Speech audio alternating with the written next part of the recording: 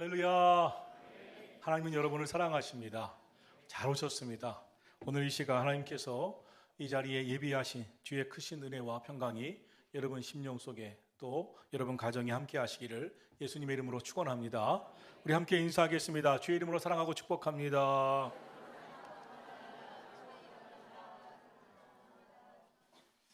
오늘 주신 말씀 누가복음 22장 62절에 보면 베드로가 심히 통곡했다고 말씀하고 있습니다. 여러분은 통곡하는 소리를 들어보셨습니까?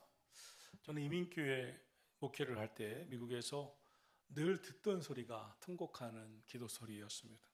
그 당시 예배실 바로 옆에 목양실이 있었습니다. 그럼 한낮에도 교인들이 오셔서 이 이민 생활이 얼마나 힘든지, 적응이 잘 안 되는 것도 얼마나 힘든지, 또 불법으로 오신 분들은 이제 자기들의 신분 문제 때문에 하나님 앞에 막 부르짖으면서 기도하시는 것, 또 자녀들을 바로 키우기 위해서 한국에서 바로 세우지 못한 자녀들을 이민사회에서 바로 세우려고 하는데 안 되니까 막 통곡하는 소리를 늘 들었습니다. 특히 남성들의 막 통곡하는 소리가 아직도 귀에 울려옵니다. 그렇게 슬픈지, 그렇게 괴로운지, 그 뭘로 다 할 수 없는 통곡 소리를 매일 들었습니다. 한 번은 쓰러진 남편을 위해서 통곡하는 여자 집사님의 통곡 소리를 들었습니다. 이분이 평소에 기도를 잘 하지 않는 분인데 남편이 쓰러지자 하나님 앞에밖에 매달릴 수 없으니까 통곡하면서 기도하셨습니다. 얼마나 통곡하시는지 보면서도 제 눈물이 왈칵 쏟아졌습니다. 오늘 본문에서 베드로가 그렇게 통곡을 합니다. 그럼 왜 베드로는 통곡했을까요? 오늘 성경의 이야기를 보면 베드로는 자신에 대해서 실망한 것입니다. 자신이 너무 부끄러워서, 주님 보시기에 너무 부끄러워서 견딜 수가 없었습니다. 베드로는 지금 실망하고 있습니다. 인생은 수없이 실망하면서 사는 것입니다. 여러분, 우리가 얼마나 실망합니까? 내가 한 일이, 또 가족들이, 자녀들이, 또 주변의 사람들이 나를 실망하게 하죠. 그러나 지금 베드로에게 가장 실망스러운 일은 믿었던 사람들에게서 겪는 실망이 아니라 자기의 자신에 대한 실망입니다. 정말 우리를 실망시키고 좌절시키는 것은 그 무엇보다 내 자신에 대한 실망일 것입니다. 오늘 본문 누가복음 22장 33절에서 베드로는 이런 말을 했습니다. 그가 말하되 주여 내가 주와 함께 옥에도 죽는데도 가기를 각오하였나이다. 나는 주님과 함께 감옥에도 갈 수 있습니다. 주님이 고난 받으시는데 주님과 함께 죽을 각오도 했습니다. 베드로의 각오가 참 대단합니다. 믿음이 대단합니다. 그렇게 주님 앞에 호언장담할 만큼 자신이 있었습니다. 나만큼은 다른 제자들이나 다른 사람들처럼 살지 않으리라. 내 믿음만큼은 남다르리라. 이런 결심이 보여집니다. 그러나 자기 자신 역시 별 볼 일 없었습니다. 자기 자신의 믿음 역시 형편없었습니다. 오늘 본문에서 실패했습니다. 3번이나 예수님을 부인했습니다. 그때 그는 통곡하지 않을 수가 없었습니다. 견딜 수가 없었습니다. 자기 자신에 대해서 좌절하고 실망하는 것처럼 고통스러운 게 또 어디 있습니까? 베드로는 마가복음 14장 29절에서 이렇게 말했던 적이 있습니다. 베드로가 여짜오되 다 버릴지라도 나는 그리하지 아니하겠나이다. 주님이 십자가에 고난 당하실 때 다른 사람은 다 주님을 배반할지라도 나만큼은 그렇지 않겠습니다. 그렇게 말했던 사람입니다. 베드로는 다른 제자들과 다를 줄 알았으며 자신은 아닐 줄 알았으며 자기 자신의 신앙만큼은 특별하다고 생각하고 있었으며 나는 특별해, 남달라, 나는 누구야, 충성스러운 제자, 수제자 아니야 라고 생각했던 것입니다. 그러나 알고 보니 자신이 형편없었습니다. 예수님을 3번이나 부인한 실패한 제자였습니다. 그것을 깨닫고 나니 무너져 버렸어요. 통곡했습니다. 사실 베드로는 이미 예수님께서 이러할 일에 대해서, 앞으로 벌어질 일에 대해서 예수님이 이미 경고도 주셨고 예고도 주셨고 대비하기도 하셨습니다. 누가복음 22장 31절로 32절 오늘 본문 말씀입니다. 다 같이 보겠습니다. 시몬아 시몬아 보라 사탄이 너희를 밀가루듯 하려고 요구하였으나 그러나 내가 너를 위하여 내 믿음이 떨어지지 않기를 기도하였노니 너는 돌이킨 후에 내 형제를 굳게 하라. 시몬 베드로가 예수님께 들은 말입니다. 그런데 예수님은 갑자기 베드로에게 예수님 만나기 전에 이름 시몬이라는 이름을 사용하십니다. 시몬아 시몬아. 그동안 베드로야 라고도 말씀하셨던 분인데 갑자기 시몬아 하면서 거듭 두 번이나 그 이름을 부르십니다. 예수님이 시몬아 시몬아 이렇게 부르시는 거예요. 그러면서 하시는 말씀이 사탄이 너를 시험할 것이다. 그런데 나는 너의 믿음이 떨어지지 않기를 위해 기도하고 있단다. 그러니 꼭 회개하고 다시 돌이키고 다시 회개하고 사명의 삶을 다시 회복해서 살아야 된다. 이렇게 말씀하셨습니다. 그때에도 베드로는 생각하지 못했어요. 자신이 예수님께서 이렇게 경고하시고 너가 실패할 수 있으니 나는 너의 믿음이 떨어지지 않기를 기도하고 있단다 할 때도 예수님 부인하고 실패할 줄을 몰랐어요. 예수님은 베드로가 시험에 넘어질 것을 아셨지만 베드로는 몰랐어요. 그럼 왜 예수님은 베드로가 이렇게 실패할 것을 스스로 괴로워하면서 자기 자신에 대해서 통곡할 것을 잘 아시면서도 왜 그대로 두셨을까요? 신학자들은 하나님은 인간에게 자유의지도 주셨고 로봇처럼 만들지 않으셨기 때문에 이 베드로가 넘어지고 고난도 받고 좌절하면서 깨달아야 하기 때문일 거라고 이야기를 할 것입니다. 그러나 영적으로 보면 인간 베드로, 자기 자신에 대해서 자부심이 많은 베드로는 무너져야 했기 때문입니다. 스스로 자기 자신을 믿는 인간 베드로, 자아가 강한 베드로, 자신이 각오하면 그렇게 꼭 될 줄 알았던 자신을 향한 믿음이 있는 베드로는 무너져야 했기 때문입니다. 강한 자아는 무너져야 하나님의 은혜로 사는 것임을 깨닫습니다. 강한 자아는 무너져야 하나님의 도우심 없이는 살 수 없는 자임을 깨닫습니다. 베드로의 자아가 십자가 앞에서 부서져야 합니다. 자만심 넘친 베드로는 무너져야 합니다. 그래야 위로부터 오는 은혜, 성령의 은혜를 간절히 사모하게 되고 간구하게 되고 기도하게 되는 줄로 믿습니다. 나는 주의 은혜 없이 살 수 없어. 나는 주님 없이 살 수 없는 인생이야. 이걸 우리는 다 깨달아야 합니다. 그래서 예수님은 베드로가 시험에 들 것을 아시면서도 나는 너가 사탄의 공격을 받을 걸 알지만 지금 너를 위해 기도하고 있단다. 믿음이 떨어지지 않기를 위해서 기도하고 있단다. 꼭 회복해야 된다. 이렇게 말씀하고 있는 것입니다.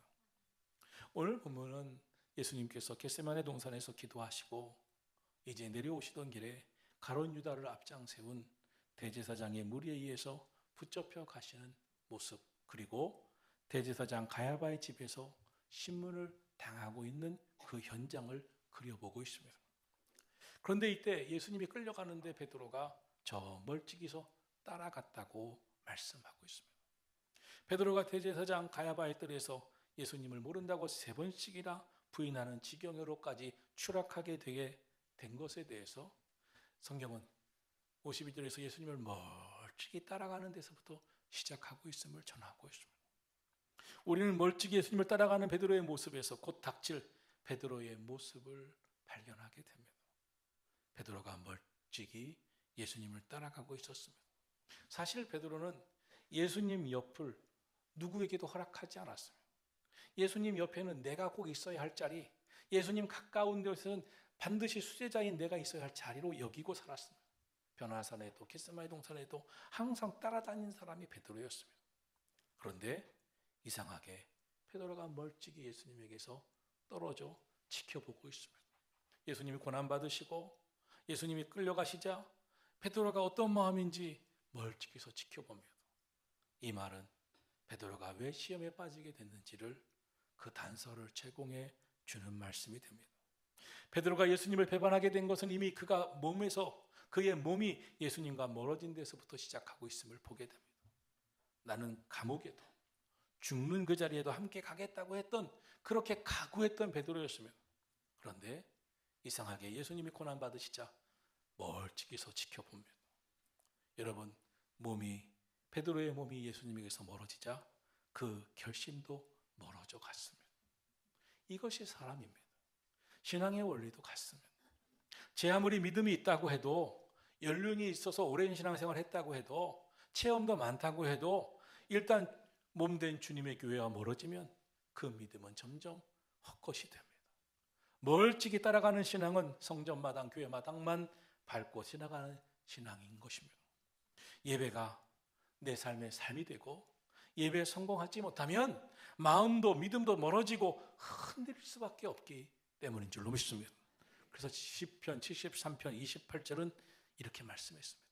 하나님께 가까이함이 내게 복이라.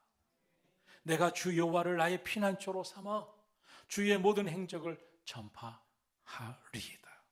무엇이 복이라고요? 하나님께 가까이함이 내게 복이라.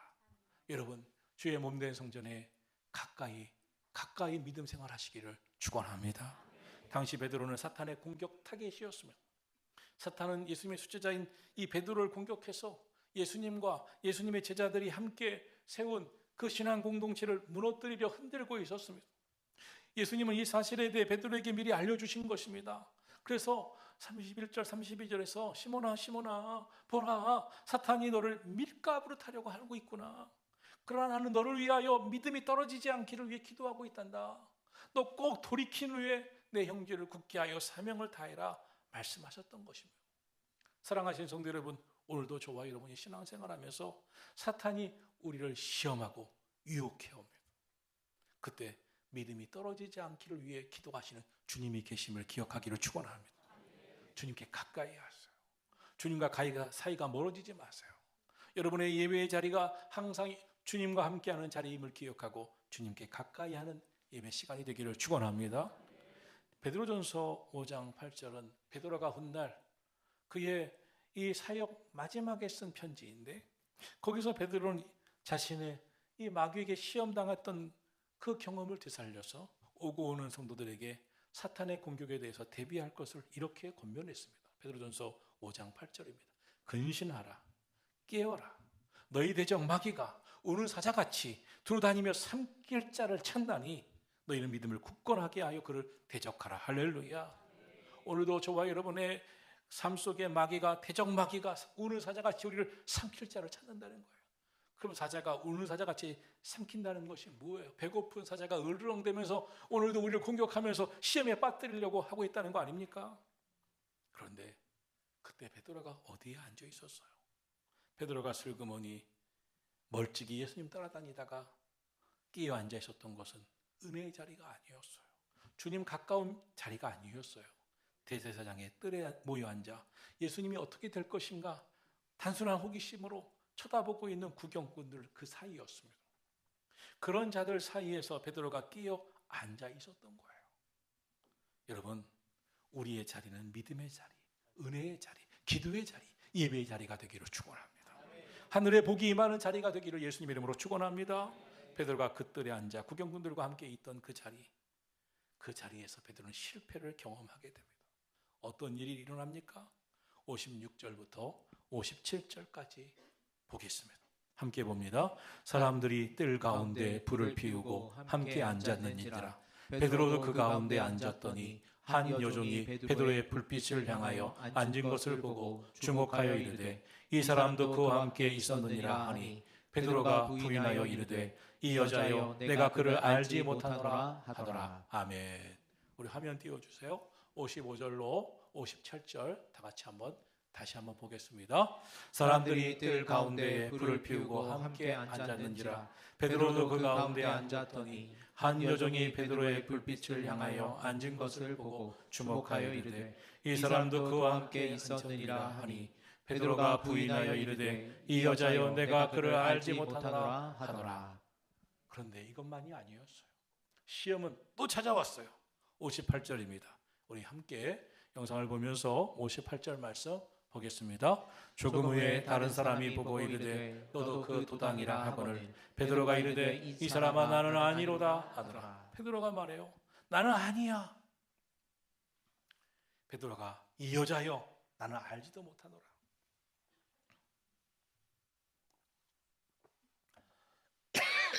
그런데 그것이 끝이 아니었어요.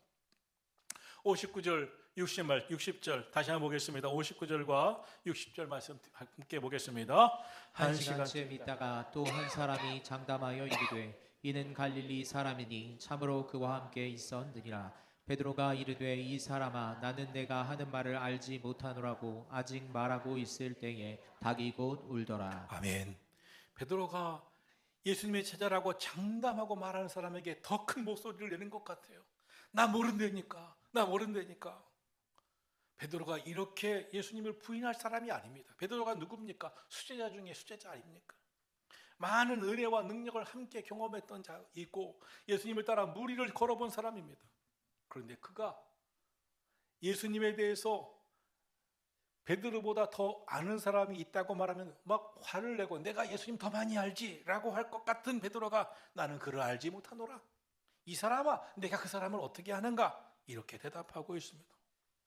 여러분, 이 베드로의 대답이 우리를 슬프게 하고 있습니다. 여러분, 우리도 마찬가지입니다. 베드로처럼 세상의 유혹 앞에 넘어지고 때로 세상의 고난 앞에 굴복해 버릴 때가 있습니다. 우리도 나는 크리스찬입니다. 나는 예수님의 제자입니다. 나는 예수 믿는 사람입니다. 나는 예배자입니다. 이렇게 세상에 나가 당당히 서서 내가 주님의 제자임을 예수님 말씀대로 내 입으로 시인하고 내 마음으로 주님을 영접해야 할 우리가 주님의 마음을 아프게 할 때가 얼마나 많은지 모릅니다. 그런데 베드로가 이렇게 넘어질 것을 뻔히 아셨던 예수님이 뭐라고 하셨어요? 나는 너를 위해 계속 기도하고 있다. 너의 믿음이 떨어지지 않기 위해서 기도하고 있다. 그러니 반드시 회복해야 된다. 여러분, 사람이 죄를 지어서 지옥 가는 게 아닙니다. 회개하지 않아서 지옥 가는 것입니다. 사람이 죄 때문에 망하는 게 아닙니다. 돌이키고 회개하지 않아서 망하는 것입니다. 만일 죄를 지어서 다 심판받는다면 이 세상에 심판받지 않을 사람 하나도 없습니다. 우리는 다 이미 죄 가운데 살았고 이미 죄인이기 때문에 심판받을 수밖에 없는 사람입니다. 그런데 예수님이 오셔서 우리를 위하여 그 죄를 담당하셨어요. 그리고 우리를 구원해 주신 줄로 믿습니다. 예수님을 믿고 회개하기만 하면 우리는 다 구원에 이릅니다. 천국 백성이 되는 줄로 믿습니다. 그런데 우리가 여전히 깨달아야 할 것이 있습니다. 믿음으로 죄 사함 받고 구원받았지만 우리에게는 죄성이 여전히 있습니다.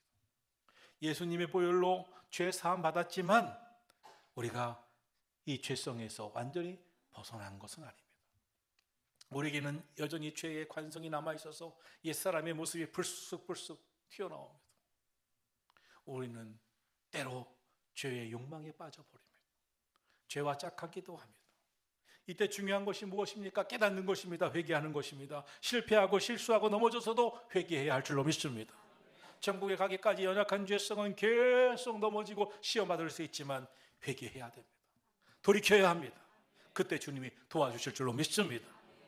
이것을 위해서 우리 영적으로 깨어 신앙생활하기를 주님의 이름으로 축원합니다. 영적으로 깨어 있어서 작은 죄도 작은 실수도 깨닫고 돌이킬 수 있는 주의 백성들이 다 되시기를 주님의 이름으로 축원합니다. 예수님이 우리를 위해서 십자가에서 죽으시고 고난받으신 이유가 뭐예요? 깨우치고 십자가의 사랑을 바라보면서 오늘도 회개하기를 원하시는 거 아닙니까? 혹시 어긋난 길을 갔더라도 회개하고 회복하고 베드로가 다시 주님의 사랑을 받았던 것처럼 우리 모두도 주 안에 거할 수 있게 되기를 예수님의 이름으로 축원합니다. 오늘 본문 60절부터 62절에 보면 베드로가 회개하기 시작합니다. 한번 볼까요? 60절부터 62절입니다. 베드로가 이르되 이 사람아 나는 내가 하는 말을 알지 못하노라고 아직 말하고 있을 때에 닭이 곧 울더라. 주께서 돌이켜 베드로를 보시니 베드로가 주의 말씀 곧 오늘 닭이 굴기 전에 내가 3번 나를 부인하리라 하심이 생각나서 밖에 나가서 심히 통곡하니라. 아멘. 베드로가 통곡을 해요. 회개를 해요. 그런데 놀라운 것은 61절에 보면 베드로의 눈과 예수님의 눈이 마주칩니다. 예수님의 시선이 베드로의 시선과 마주쳐요. 그때 베드로는 예수님의 눈을 보고 밖으로 뛰쳐나가면서 통곡합니다. 그때 베드로의 눈에 비춰온 예수님의 눈, 예수님의 시선은 어떤 눈이었길래 베드로가 통곡하고 나가서 막 회개했을까요? 책망하는 눈빛이었을까요? 예수님이 베드로야 널 책망한다는 눈빛이었을까? 아닐 것입니다. 아마도 예수님은 이 베드로를 보면서 사랑과 연민으로 주님이 보시면서 실패했구나. 베드로는 얼마나 가슴이 아플까. 주님 앞에서 실패한 그 모습을 들킨 베드로의 눈을 보면서 예수님이 얼마나 가슴이 아프셨겠어요. 이 시선을 받은 베드로가 자신을 향해서 어느 닭이 울기 전에 너가 나를 3번이나 부인할 것이라는 말씀이 떠오릅니다. 그 순간 그동안 수제자라고 자신 있고 각오를 얘기했던 스스로에 대해 너무나 부끄럽습니다. 주님 앞에 서 있기가 너무나 부끄럽습니다. 그래서 뛰쳐나갑니다. 그런데 뛰쳐나간 것으로 영영 돌아오지 않은 인생으로 끝이 나지 않았습니다. 심히 통곡합니다. 통회합니다. 자복합니다. 회개합니다. 기도합니다. 예수님의 시선을 받고 통곡하는 베드로의 눈물에서 회개의 눈물이 흘렀고, 그리고 다시 돌이키는 은혜가 있었는 줄 믿습니다. 사랑하신 성도 여러분, 오늘 저와 여러분이 그렇습니다. 우리도 믿음의 삶을 살면서 넘어질 때 있고 실패할 때 있고 주님을 모른다고 부인할 수 있고 또 우리의 믿음이 꺾여질 때도 있습니다. 그때 주님을 바라보기를 축원합니다. 십자가의 주님을 바라보기를 축원합니다. 그리고 엎드리기를 축원합니다. 스펄전 목사님은 유명한 설교가이죠. 이분이 이런 말을 했습니다. 말라버린 마른 눈을 가지고는 천국에 절대로 들어갈 수가 없습니다. 무슨 뜻입니까? 천국에는 회개하고 죄사함 받은 눈물로 통곡하며 기도한 하나님의 자녀만 들어갈 수 있다는 것입니다. 사랑하신 성도 여러분, 예수님도 이 땅에 오셔서 첫 번째 하신 말씀이 회개하라 천국이 가까웠느니라 였습니다. 여러분, 오늘 저와 여러분에게도 말씀이 깨달을 때 통곡하며 울며 회개하는 베드로처럼 우리의 눈에서 눈물이 흘러나오고 회개가 있기를 주의 이름으로 축복합니다. 미국의 타임지에서 가장 위대한 선교사라고 했던 이는 스탠리 존스 선교사입니다. 인도 선교사입니다. 이분이 미국 감리교회를 대표하는 감독으로 선출이 됩니다. 자신은 선교사 사명을 감당해야 한다고 하루 만에 감독직을 사임하고 다시 인도로 돌아갔습니다. 그런 선교지 인도의 현지인들과 어떻게 함께 동력하고 그 인도 사람들을 어떻게 받아들이고 동력자로 인정하면서 함께 사역했느냐고 한 질문을 받습니다. 그 당시 서양 사람들은 서양인들이 우수하다고 생각했기 때문입니다. 그런데 이 스탠리 존스가 인도 사람들을 받아들이는 것은 아주 당연합니다. 그 이유는 예수님은 내 허물과 내 결점도 다 아시면서도 나를 영접하고 받아주셨기 때문입니다. 예수님이 나의 허물도 다 아시면서도 받아주셨는데 나는 허물 많은 나를 받아주신 주님이 나를 여기까지 쓰셨는데 내가 뭐라고 그분들을 받아주지 못하겠습니까? 라고 했습니다. 그리고 그분은 성경 말씀 한 구절을 우리에게 전하면서 나는 이 말씀을 붙들고 있다고 말했습니다. 마태복음 12장 20절입니다. 상한 갈대를 꺾지 아니하며 꺼져가는 심지를 끄니 아니하기를 심판하여 이길 때까지 하나니. 우리 주님은 상한 갈대를 꺾지 아니하신다는 거예요. 꺼져가는 심지를 끄지 아니하신다는 거예요. 우리가 때로 상한 갈대처럼 흔들리는 갈대 아닙니까? 상처난 갈대 아닙니까? 꺼져가는 심지 아닙니까? 그런데 주님은 우리를 실패자라고 꺾여버렸다고 꺾으시는 분이 아니라 또 참으시고 또 인내하시고 우리에게 힘주시고 다시 승리하게 이길 때까지 인도하시는 주님이신 줄로 믿습니다. 여러분, 내 자신이 실패자라고 생각하신 적이 있습니까? 자신에 대해서 실망하고 좌절해 보신 적이 있습니까? 하나님 앞에 나는 기쁘게 설 자신이 없다고 생각해 보신 적이 있습니까? 베드로 3번이나 예수님을 부인했습니다. 베드로 그렇지만 실패자로 인생을 마치지 않았습니다. 베드로 위대한 사도로 기억되고 있습니다. 베드로가 노력해서 대단해서 아닙니다. 예수님이 회복시켜 주신 줄로 믿습니다. 저도 제 자신에 대해서 좌절하고 여러 번 무너졌었습니다. 내가 과연 주의 종인가? 내가 잘할 수 있나? 내가 과연 주님 보시기에 기뻐하실 만한 사람인가? 또 좌절하고 또 무너졌었습니다. 그러나 그때마다 주신 말씀으로 붙잡았습니다. 요한복음 15장 16절 너희가 나를 택한 것이 아니요 내가 너희를 택하여 세웠나니 이는 너희로 가서 열매를 맺게 하고 또 너희 열매가 항상 있게 하여 내 이름으로 아버지께 무엇을 구하든지 다 받게 하려 함이라. 주님 말씀하십니다. 너가 나를 택한 것이 아니다. 내가 너를 택하였다. 내가 너를 택하여 세웠다. 오 주님 감사합니다. 주님이 택해 주셔서 여기까지 왔음을 감사드립니다. 오늘 이 시간 여러분의 마음에도 스스로에 대해 저절하고 낙심하는 분들이 있다면 베드로에게 역사하셨던 주님이 우리 가운데 똑같이 역사하실 것을 믿으시기를 축원합니다. 신앙생활 한다가 때로 베드로처럼 주님 부인하고 좌절하고 넘어지고 실망했던 우리들 주님이 버리지 않으십니다. 그러나 우리가 꼭 기억할 것은 있습니다. 주님과의 거리가 멀어지시면 안 됩니다. 주님과 가까이 하시기를 축원합니다. 주님 앞에 가까이 나오시기를 축원합니다. 베드로의 통곡은 실패가 결과가 되게 하지 않았습니다. 베드로의 통곡은 실패가 과정이 되게 했고 결국은 위대한 사도로 쓰임받게 했습니다. 실패했지만 실패를 통해 하나님 만나야 합니다. 실패를 통해 더욱 주님을 사랑해야 합니다. 그러면 실패가 가장 고귀한 것을 얻는 은혜가 될 줄로 믿습니다. 베드로가 변화됐다면 우리도 변화될 줄로 믿습니다. 우리의 생명이신 예수님께서 그렇게 해주실 줄로 믿습니다. 오늘 이 시간 베드로에게 역사하셨던 주님이 오늘 우리 가운데도 역사하실 줄로 믿습니다. 베드로의 통곡, 과거에 대한 회한 후회로 머물러서 통곡한 것으로 끝이 나지 않았습니다. 베드로의 통곡은 다시 위대한 성령 충만한 베드로로 나아가게 이끌어 준 줄로 믿습니다. 스스로에 대해서 철저히 실망하고 자기 자신에 대해서 실패를 선언하면서 통곡했던 베드로, 이제 내 힘으로는 도저히 안 된다, 내가 각오한다고 되는 게 아니다, 장담한다고 되는 것이 아니다, 주의 은혜가 필요하다, 성령 충만이 필요하다, 주님을 갈망하게 만든 베드로의 실패와 통곡, 오늘 저와 여러분도 주님을 갈망하는 믿음으로 서 있기를 축원합니다.